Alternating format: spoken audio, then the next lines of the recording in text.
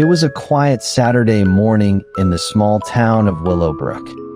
The sun rose gently over the rooftops, painting the sky with shades of gold and pink. Down Maple Street, little Emma woke up to the sound of birds singing outside her window.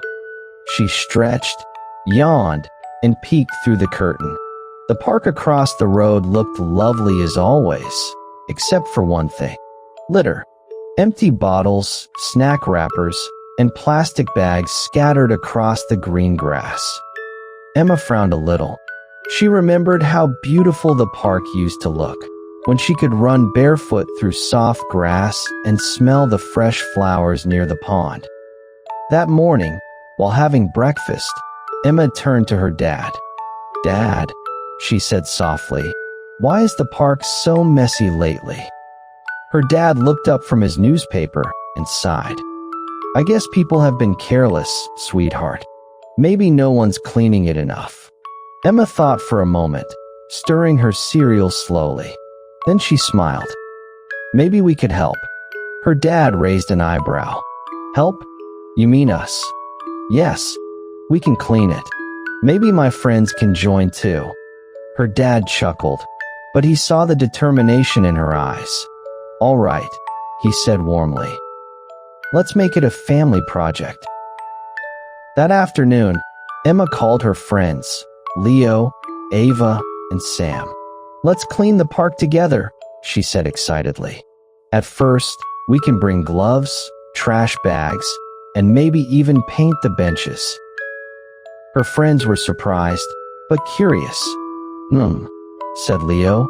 "Sounds like a lot of work." "But," added Ava, "it could be fun too."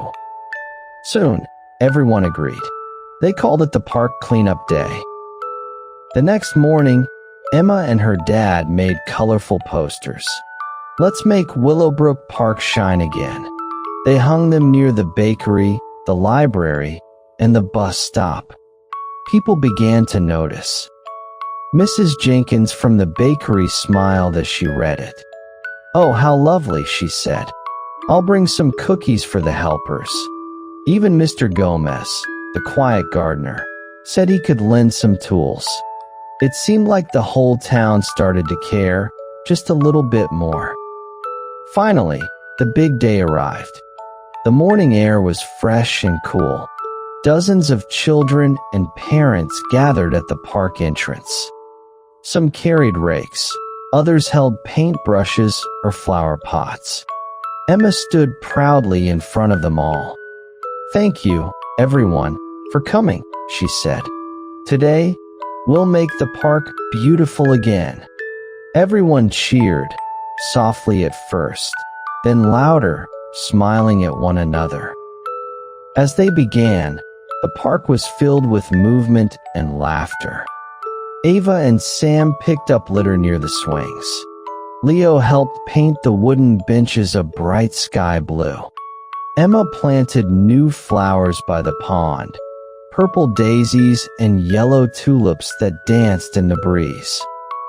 The sound of chatter, laughter, and the rustle of leaves blended into a peaceful symphony. A few hours later, something magical started to happen. The more they worked, the more beautiful the park looked. The dull, tired place began to sparkle again. Butterflies fluttered near the flowers. Birds landed on the clean fountain, and even the pond reflected the sky more clearly. Emma smiled, wiping a little dirt from her cheek. "It's like the park is smiling back at us," she whispered. Then little Ben, the youngest helper, tripped and dropped his trash bag. Everyone rushed to help him. "It's okay," Emma said kindly. "We all make mistakes. Let's help together." And so they did, laughing and helping him pick up the last bits of paper. That simple moment made everyone feel closer, like one big family. By afternoon, the sun began to set. The park looked like a dream, green, clean, colorful, and full of happy faces. Mrs. Jenkins arrived with baskets of warm cookies and juice boxes. Everyone sat together on the grass, sharing snacks and stories. Emma looked around at the smiling faces and whispered to her dad, "I think this is the best day ever." Her dad nodded. "You see, sweetheart, small actions can make a big difference." Emma leaned against his arm, feeling proud and peaceful. As the stars began to twinkle in the evening sky, the townspeople slowly walked home, tired but happy. The park glowed softly under the moonlight, a reminder of what people can do when they care and work together. And that night, when Emma went to bed, she smiled and whispered a promise to herself.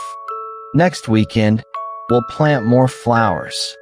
Then she closed her eyes, listening to the quiet night breeze, and drifted into a calm, gentle sleep, dreaming of parks, laughter, and kindness that shines forever.